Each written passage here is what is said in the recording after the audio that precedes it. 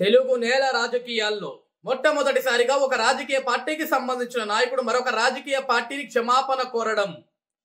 నారా లోకేష్ ఏదైతే నిన్న గౌరవ ముఖ్యమంత్రి నారా చంద్రబాబు నాయుడు గారి మడకశిర పర్యటన సందర్భంగా అక్కడున్న పోలీస్ అధికారులు ముందస్తు అరెస్టుల పేరిట ఏదైతే సిపిఐ పార్టీ సిపిఎం పార్టీకి సంబంధించిన నాయకులు గృహ నిర్బంధన చేశారో ఆ గృహ నిర్బంధనపై ఏదైతే ఆ పార్టీకి సంబంధించిన నాయకులు ఏదైతే ఒక లేఖను రాశారో ఆ లేఖకి వెంటనే స్పందిస్తూ మమ్మల్ని క్షమించండి కామ్రేడ్, మేము చేసిన తప్పుకి క్షమాపణ కోరుతున్నాం. కూటమి ప్రభుత్వానికి లేని ఆలోచన ఇది.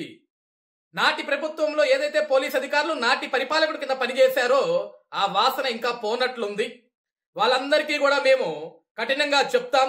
భవిష్యత్తులో ఈ ప్రజాక్షేత్రంలో ఈ ప్రజాస్వామ్యంలో ప్రశ్నించే వాళ్ళ ఎవరి మీద కూడా గృహ నిర్బంధనలు ఉండవు. దానికి మేము మాటిస్తున్నాం. మా కూటమి ప్రభుత్వం తరపున మేము చేసిన తప్పుకి మమ్మల్ని క్షమించండి అని కోరడం అంటే హ్యాట్స్ ఆఫ్ లోకేష్ అన్న.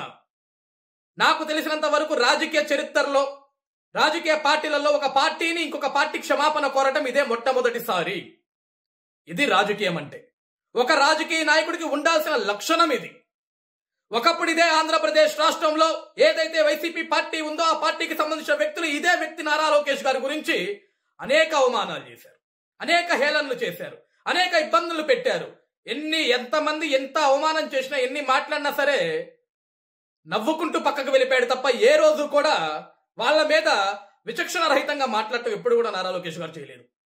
నిన్న జరిగిన సంఘటనకి వెంటనే స్పందిస్తూ మమ్మల్ని క్షమించండి కామ్రేడ్ అని అడిగాడు అంటే ఒక యువ నాయకుడికున్న స్ఫూర్తి, ఒక యువ నాయకుడికున్న ఆలోచన, భావితరాల భవిష్యత్ తరాల రాజకీయాలను ఏ విధంగా ముందుకు తీసుకెళ్లాలి, ఏ విధంగా నడిపించాలని ఒక ఆలోచన కలిగిన వ్యక్తికి ఉండే లక్షణాలు ఇవి.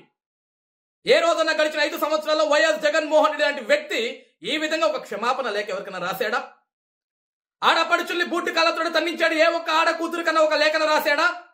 అన్యాయంగా రైతన్నల మీద కేసులు పెట్టి ఎస్సీ ఎస్టీ కేసులు పెట్టి జైళ్లకు తరలించాడు, ఏ ఒక్క రైతన్నకన్నా క్షమించమని ఒక లేఖను రాశాడా?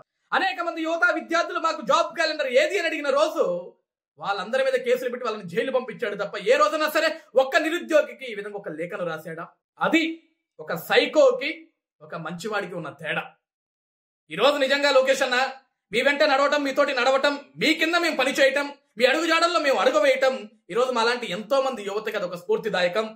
Thank you so much.